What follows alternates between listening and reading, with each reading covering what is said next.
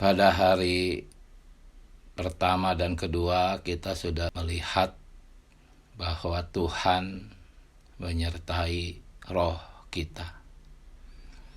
Roh kita adalah tempat di mana Tuhan menyertai kita.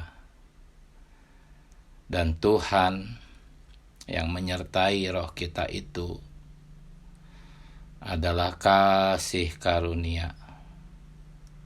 Pada hari ketiga kita membahas itu.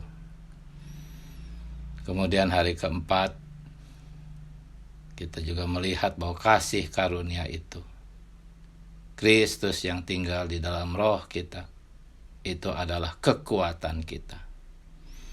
Kekuatan untuk apa? Yaitu untuk membicarakan perkataan sehat, perkataan ekonomi Allah, kekuatan untuk meministrikan perkataan sehat. Itu yang akan kita bahas pada hari kelima dan keenam hari ini. Ya, pada hari kelima garis besarnya di Romawi keempat, ya, dikatakan untuk dipelihara dalam pemulihan Tuhan. Kita harus menjaga harta yang indah dari perkataan sehat Tuhan melalui Roh Kudus yang berhuni di dalam kita. Poinnya pertama-tama adalah untuk dipelihara dalam pemulihan Tuhan. Oh, saudara-saudari, kita harus dipelihara dalam pemulihan Tuhan. Kalau kita tidak dipelihara atau terawat, ya, kita tidak akan tetap tinggal di dalam pemulihan Tuhan. Saudara-saudari yang menjadi buah tetap itu pasti terawat, ya. Jikalau tidak terawat, tidak terpelihara, tidak ada yang dapat tetap tinggal di dalam pemulihan Tuhan. Jadi baik diri kita sendiri, ya, pertama-tama justru diri kita sendiri harus terawat di pemulihan Tuhan. Baru kita bisa merawat orang-orang baru sehingga mereka menjadi buah tetap. Ya, nah, untuk dapat terawat kita harus apa? Menjaga harta yang indah dari perkataan sehat Tuhan melalui Roh Kudus yang berhuni di dalam kita. Ya, ayat yang mendasari kita pada hari kelima ini adalah 2 Timotius 1. Ayat yang kita doa bacakan, ya. 2 Timotius 1 ayat 13-14. Pertama-tama dikatakan, peganglah segala sesuatu yang telah engkau dengar daripadaku sebagai contoh ajaran yang sehat. Ya, kata contoh ajaran yang sehat.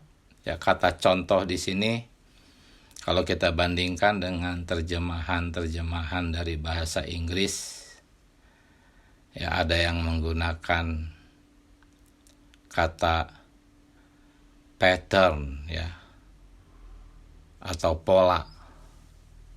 Kalau Darby menggunakan kata outline atau garis besar. Kalau Alkitab Inggris Net itu standar. Ya, jadi supaya mudah dimengerti, kita pakai kata pattern, ya, pola atau standar.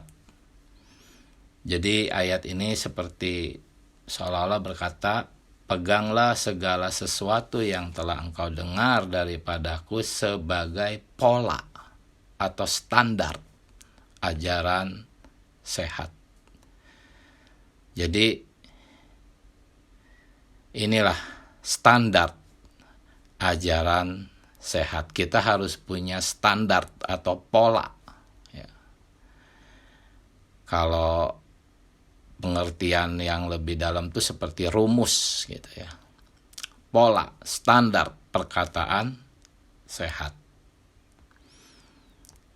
Nah, polanya apa? Standarnya apa?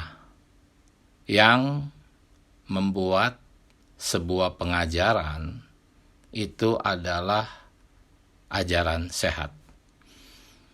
Kita harus menguasai pola ini, standar ini. Kita harus peka ya, menggunakan standar ini, sehingga setiap pengajaran ya bisa kita nilai berdasarkan standar ini. Ya, Paulus berkata, peganglah segala sesuatu yang engkau dengar dariku sebagai standar ajaran sehat. Ya.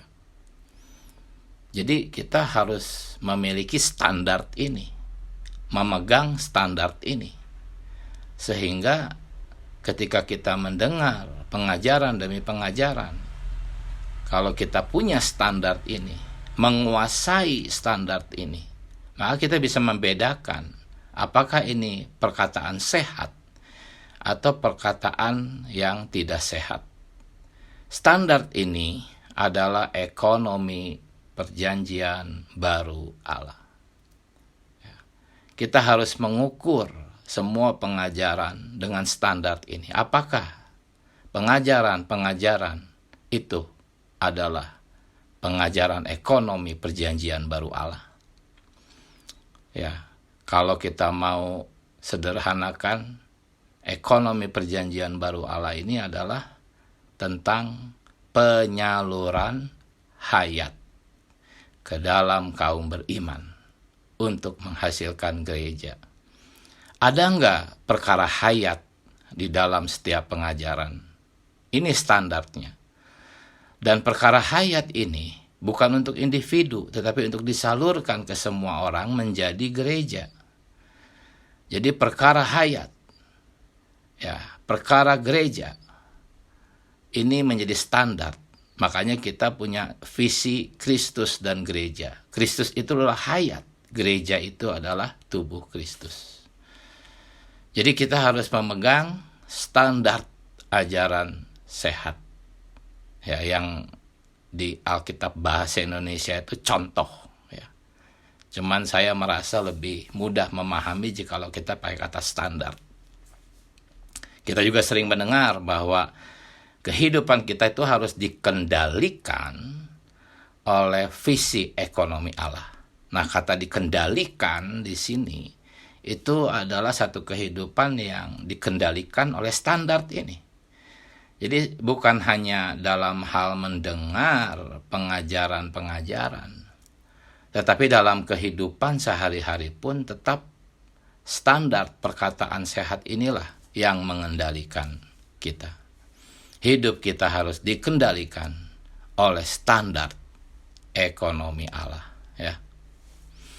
Nah, saudara-saudari, di ayat yang ke-14, harta yang indah itu mengacu kepada perkataan sehat di ayat yang ke-13.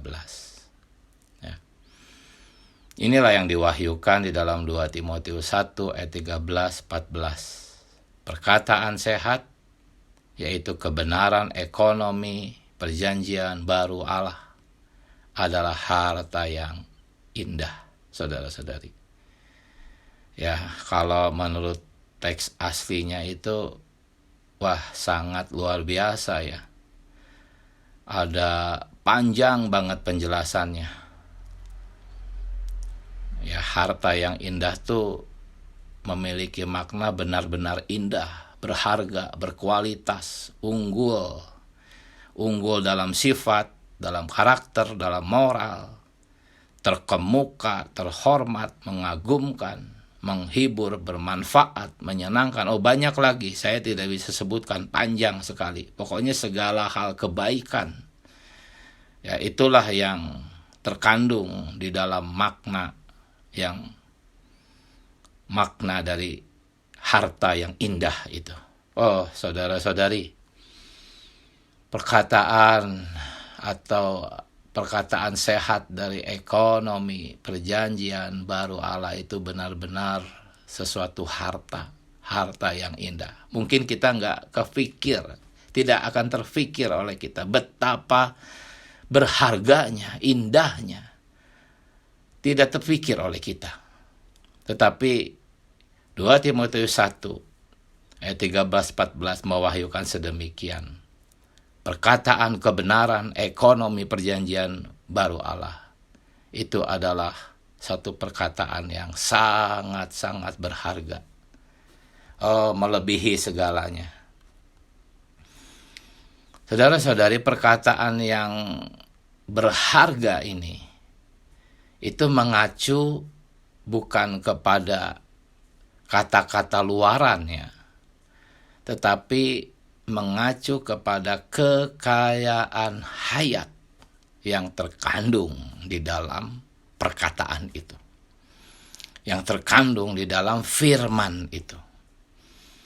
Ya, setiap kali kita membicarakan ekonomi perjanjian baru Allah, di dalamnya itu ada kekayaan hayat yang sangat berharga, harta yang sungguh-sungguh indah.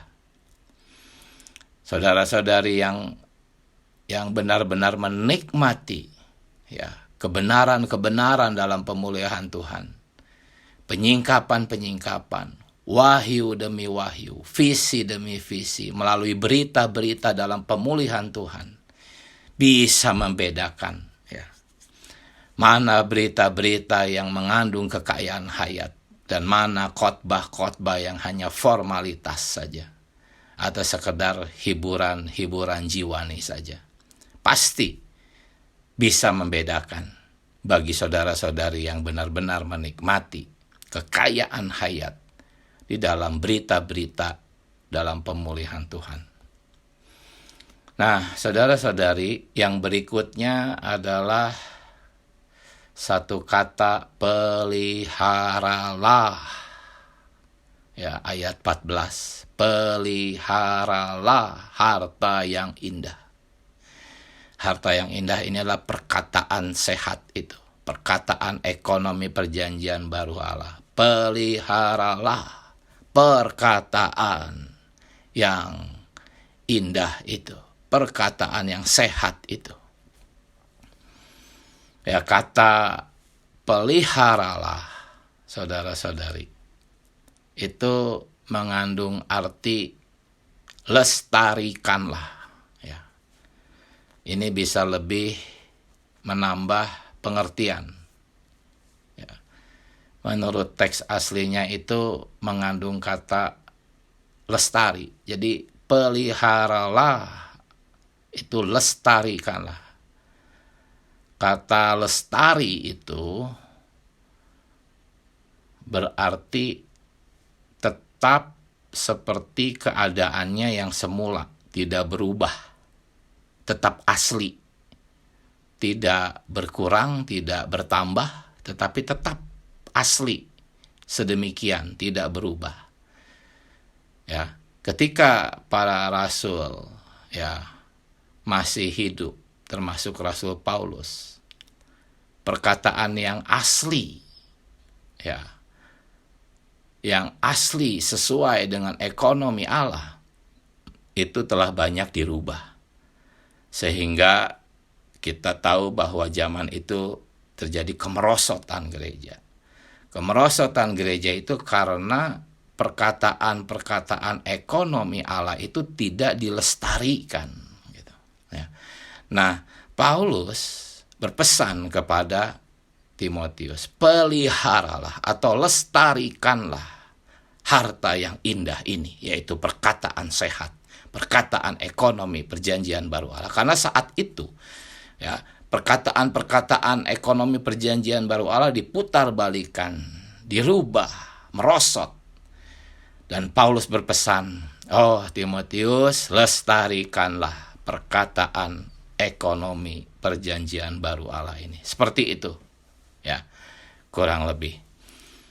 Nah, pertama-tama saudara-saudari, kita perlu melestarikan perkataan ekonomi Allah ini, ya pertama-tama untuk diri kita sendiri dulu. Ya. Di dalam batin kita, di dalam diri kita, di dalam roh dan jiwa kita harus lestarikan perkataan-perkataan sehat ini. Yaitu perkataan tentang ekonomi perjanjian baru Allah.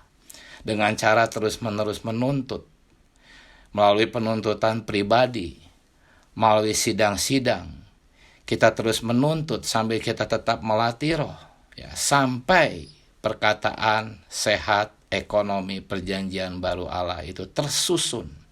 Bukan hanya sekedar menjadi pengetahuan, tetapi tersusun ke dalam kita. Ini butuh sejangka waktu, saudara-saudari. Butuh berjeri lelah, bayar harga, sampai perkataan sehat ini dilestarikan di dalam diri kita. Kemudian kita dapat membicarakannya ke dalam orang lain, melestarikannya di dalam orang lain. Ya, dan di garis besar hari kelima, poin A, saudara-saudari. Di sana dikatakan kita harus memperlakukan, ya, perkataan sehat ini, kebenaran-kebenaran tentang ekonomi Allah. Itu kita harus perlakukan seperti harta, ya. Harta yang kita simpan di bank, ya. Ayat 14 berkata, peliharalah harta yang indah yang telah, ya, dipercayakannya kepada kita. Kalau Alkitab versi Darby, ya, kata dipercayakannya itu dia katakan deposit entrusted, yaitu semacam titipan. Jadi harta yang indah ini dipercayakannya, maksudnya tuh dititipkan kepada kita. Ini adalah titipan.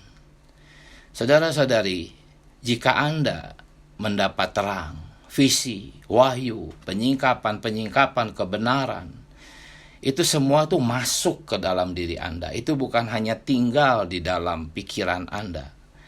Ya, visi, wahyu, penyingkapan yang membuat Anda takjub, yang membuat Anda kagum, semua kebenaran ketika Anda dengar. Ya, sebetulnya wahyu yang sedemikian tuh bukan hanya nempel di otak Anda, tetapi masuk ke dalam diri Anda. Nah, kebenaran yang sedemikian itu sebetulnya adalah titipan Allah di dalam roh Anda, ya. Dan ini harus kita jaga, kita lestarikan seperti kita menyimpannya di bank, ya. Artinya kita menganggap itu adalah berharga. Kita harus jaga dengan cara terus menuntut dalam penuntutan pribadi, sidang-sidang. Kita terus harus menjaganya, melestarikannya sampai dia tersusun ke dalam jiwa kita. Ya, inilah saudara-saudari kita, bagaimana kita memperlakukan kebenaran-kebenaran, harta yang indah, perkataan sehat dari ekonomi perjanjian baru Allah. Ya. Nah, saudara-saudari, di poin yang C, hari kelima garis besarnya dikatakan jika kita adalah orang-orang yang bertindak, bersikap, dan memiliki kehidupan kita di dalam roh itu. Melalui apa? Melatih roh kita. Semua yang telah disimpan atau dititipkan ke dalam diri kita, itu akan dijaga. Ya, tetap lestari oleh roh itu yang menghuni kita. Jadi kalau kita terus melatih roh, ya dalam setiap tindakan, sikap, kehidupan, maka harta itu akan tetap terjaga di dalam kita, tetap lestari, ya, dan kita tidak akan kehilangan itu, ya, tidak akan dicuri oleh si musuh. Ya, syaratnya kita harus terus menerus melatih roh. Ya, tadi kita berbicara Romawi keempat, ya, tentang menjaga harta atau standar perkataan sehat itu, sehingga di dalam diri kita ya standar itu menguasai, mengendalikan kita. Nah, sekarang di Romawi yang kelima, ya, jika kita terus melatih roh kita ya dalam hal membicarakan perkataan sehat, ya, jikalau kita membicarakan terus perkataan sehat ini, berlatih sambil tetap melatih roh, ya, yaitu memperkatakan perkataan-perkataan ekonomi perjanjian baru Allah kepada orang lain, kita terus berlatih, maka setelah sejangka waktu, standar perkataan sehat ini akan tercetak di dalam diri kita. Ya. Hasilnya apa? Hasilnya ayat yang ada di Mazmur 45, ayat 2 dan 3. Dikatakan, hatiku meluap dengan kata-kata indah. Ya, perkataan yang sehat itu adalah kata-kata yang indah. Itu akan meluap. Itu bukan lagi merupakan satu hafalan, tetapi dari dalam itu meluap keluar. Walaupun tanpa persiapan, kita bisa mengatakannya. Karena kata-kata itu ada di dalam kita, tersusun di dalam kita, sehingga kata-kata itu meluap. Ya, oh Tuhan Yesus, betapa indahnya, ya, jikalau kita telah mengalami, ya, luapan-luapan ini keluar dari mulut kita, ya. Lalu dikatakan, aku hendak menyampaikan sajakku kepada raja, lidahku ialah pena seorang juru tulis yang mahir. Ya, kita akan menjadi mahir memperkatakan perkataan-perkataan ekonomi perjanjian baru Allah. Kemudian perhatikan ayat yang ketiga. Ya, ada kata kasih karunia tercurah pada bibirmu. Saudara-saudari, kata-kata yang indah yang meluap dari hati kita yang dicatat dalam ayat 2 itu sama dengan kata-kata kasih karunia yang tercurah dari bibir Tuhan. Tuhan sendirilah yang berbicara. Ketika hati kita meluap dengan kata-kata yang indah, itu sebetulnya perkataan dari bibir Tuhan sendiri. Ya, ayat 2 dan 3 menggabungkan kata-kata pemazmur dengan kata-kata Tuhan sebagai satu perkataan. Sungguh luar biasa, saudara-saudari. Ya, dan hasilnya jikalau kita sedemikian tersusun memperkatakan perkataan-perkataan yang sehat itu, maka kita melihat, ya, ketika Tuhan Yesus hidup di bumi di dalam Lukas pasal 4 ayat 22, ketika Tuhan berbicara, ya, orang-orang yang mendengarnya itu heran. Ya, heran akan kata-kata kasih karunia. Teks aslinya itu adalah kata-kata kasih karunia. Kata Yunaninya tuh charis, ya. Mereka heran akan kata-kata kasih karunia. Heran di sini tuh takjub, memandang dengan kagum.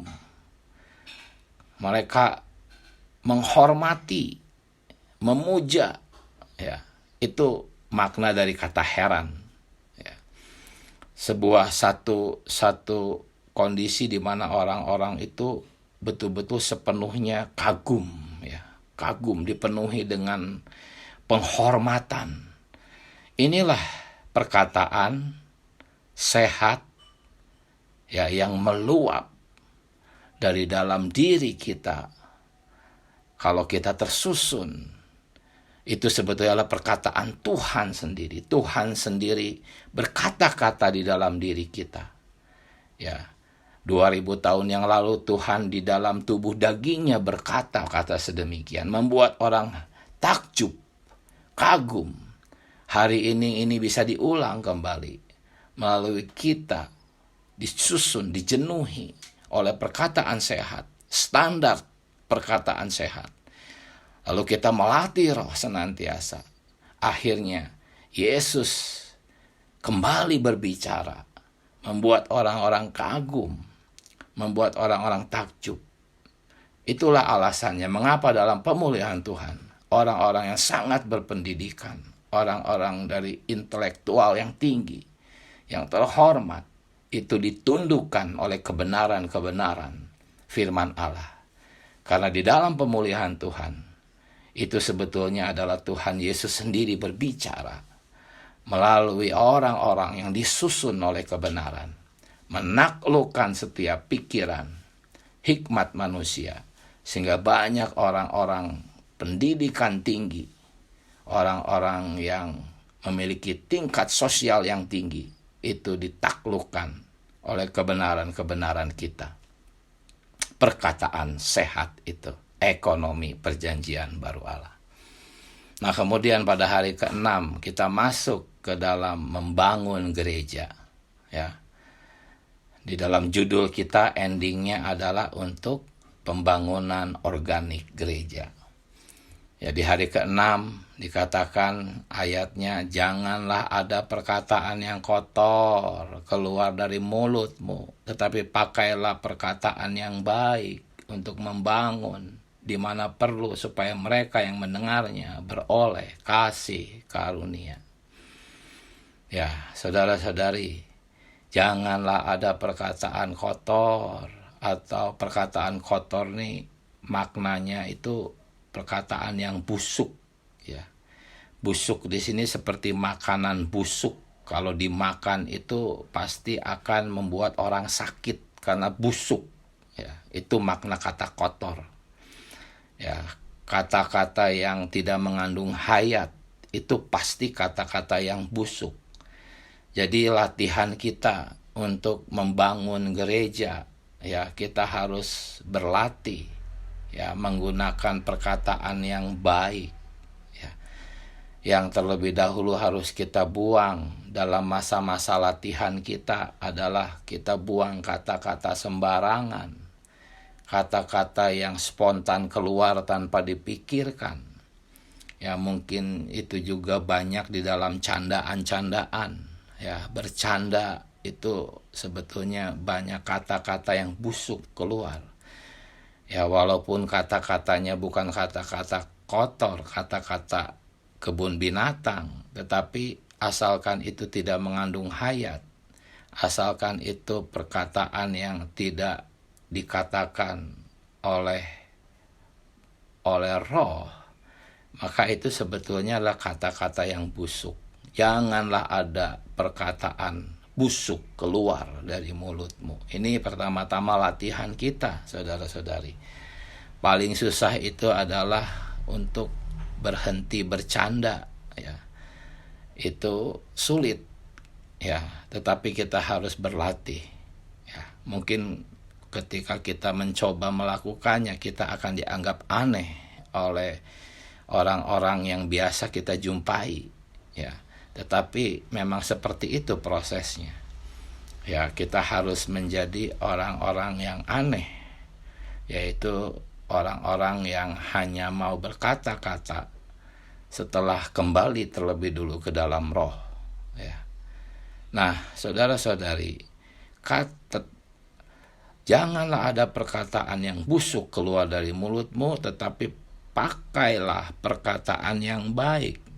Perkataan yang baik di sinilah kata-kata yang keluar dari dalam roh, ya, melalui melatih roh senantiasa, tidak sembarangan berkata-kata, ya, baik terhadap orang lain maupun keluarga sendiri. Kita perlu terus melatih roh kita, sehingga perkataan yang keluar, oh Tuhan Yesus, itu benar-benar perkataan dari dalam roh. Oh, saudara-saudari, saya juga mengalami sering kali jatuh dalam perkara ini. Ya, 2 hari ini saya mengalami sakit. Oh Tuhan Yesus, Tuhan tahu betapa saya sendiri juga perlu banyak berlatih lagi. Ya, seringkali saya juga mengeluh dalam sakit saya. Karena itu saya sangat mengapresiasi saudara-saudari yang dalam keadaan sakit, tetapi tetap sukacita. Oh, saya sangat mengapresiasi. Saya mengalami dalam kondisi sakit, sulit keluar ucapan syukur. Yang ada kadang-kadang mengeluh. Oh, sehingga saya harus kembali ke dalam roh, mohon ampun kepada Tuhan. Saudara-saudari, janganlah ada perkataan busuk keluar dari mulutmu, tetapi pakailah perkataan yang baik, perkataan yang keluar dalam kondisi melatih roh. Ya, saudara-saudari. Nah, kemudian kita kembali ke perkara standar perkataan sehat, ya. Standar perkataan sehat di sini bukan hanya ajaran Paulus, tetapi juga kehidupan Paulus sendiri. Teladan hidup Paulus itu juga. Ya, itulah yang Paulus katakan kepada Timotius, ya, bahwa Timotius harus melihat teladan hidupnya sebagai standar juga. Bukan hanya ajarannya saja. Ya, jadi pola atau standar kehidupan para rasul itu dikatakan berada di dalam kekuatan kasih karunia Allah. Inilah poinnya. Ya, para rasul memiliki satu kehidupan yang bersandar kepada kasih karunia Allah. Ya. Inilah yang kami megahkan, 2 Korintus 1 ayat 12, yaitu bahwa suara hati kami memberi kesaksian kepada kami bahwa hidup kami di dunia ini. Ya. Kehidupan para rasul di dunia itulah standar kita juga. Ya. Khususnya dalam hubungan kami dengan kamu, dikuasai oleh ketulusan. Kata ketulusan di sini tuh, ya, artinya mengandung arti kesederhanaan. Kesederhanaan. Ya, kesederhanaan di sini tuh ada beberapa pengertian. Artinya tidak percaya diri, tidak menaruh percaya kepada kekuatan alamiah. Ya. Oh, sungguh saudara-saudari, 2 hari ini saya belajar. Oh, betapa sulit menemukan terang di dalam firman Allah dalam kondisi yang sakit. Oh, saya sungguh menyadari tanpa kasih karunia tidak mungkin saya bisa memahami pelajaran-pelajaran dalam FKKP ini. Sungguh perlu kasih karunia. Tidak bisa dengan kekuatan sendiri memahami pengajaran-pengajaran ekonomi perjanjian baru Allah. Ya, sungguh saya bertobat karena seringkali tanpa sadar saya merasa diri saya sendiri yang bisa. Oh Tuhan Yesus, para rasul dikuasai oleh kesederhanaan, artinya tidak percaya diri, tidak menaruh percaya kepada kekuatan diri sendiri. Arti yang lain itu adalah ketulusan di sini, kesederhanaan ini adalah berarti tidak rumit. Ini seperti kesederhanaan Yesus, saudara-saudari. Ketika Tuhan Yesus berada di bumi, dia itu bijaksana, namun dia itu sederhana. Sederhana, dia tidak rumit. Ya, bila dia mengatakan ya, itu berarti iya. Bila dia mengatakan tidak, itu berarti tidak. Ya, Tuhan Yesus tidak rumit, tidak belok kiri, belok kanan. Dia lurus saja. Ya, ya, tidak, ya tidak. Kalau putih ya putih, hitam ya hitam. Ya, dia tidak pernah berkata-kata abu-abu. Ya. Nah, rasul dijenuhi dengan Kristus, menjadi duplikasi Yesus, sehingga kehidupan para rasul menjadi standar atau pola atau contoh perkataan sehat. Ya. Oh, saudara-saudari, pada akhirnya saya merasa bahwa poin utama dari seluruh FKKP ini ada di dalam satu kalimat, dikuatkan oleh kasih karunia. Ya, itu ada di dalam judul besar dari seluruh FKKP ini, yaitu menjadi bejana untuk maksud yang mulia, manusia kepunyaan Allah yang diperlengkapi sepenuhnya melalui dikuatkan dalam kasih karunia yang ada dalam Kristus Yesus untuk sepenuhnya merampungkan ministri kita dalam ministri unik ekonomi Allah. Jadi kasih karunia ini, saudara-saudari, kasih karunia ini adalah poin utama apa yang menjadi pembicaraan kita, ya. Di hari ke-6 Alenia terakhir pembacaan hari ini dikatakan kasih karunia itu merupakan akhir dari seluruh Alkitab. Ya, Wahyu 22 ayat 21, kasih karunia Tuhan Yesus menyertai semua orang kudus. Oh, amin, puji Tuhan. Saudara-saudari, inilah kenikmatan saya di hari ke-5 dan hari ke-6.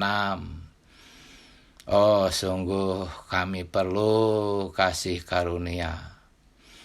Oh, mari kita menyeru nama Tuhan. Tuhan Yesus, kami perlu kasih karunia. Terima kasih Engkau menyertai roh kami. Kasih karunia itu ada di dalam roh kami, Tuhan Yesus. Tolong kami terus melatih roh kami, memperhidupkan Kristus, sehingga hidup kami, Tuhan Yesus, dikuasai oleh perkataan-Mu sendiri. Perkataan yang sehat itu. Oh, teruslah susun kami, Tuhan, ke dalam jiwa kami, sehingga standar perkataan-Mu, perkataan sehat itu, menguasai dan mengendalikan hidup kami. Tuhan, ampuni kami, Tuhan. Sering mengandalkan kekuatan diri sendiri, sering merasa percaya diri. Oh Tuhan Yesus, di luar Engkau kami tidak dapat, Tuhan, melakukan apa-apa. Tanpa kasih karunia kami tidak dapat mengerti firman-Mu, ya Tuhan. Teruslah pelihara kami di dalam pemulihan Tuhan melalui perkataan kasih karunia-Mu yang tinggal di dalam roh kami. Oh, terima kasih Tuhan Yesus. Haleluya. Amin.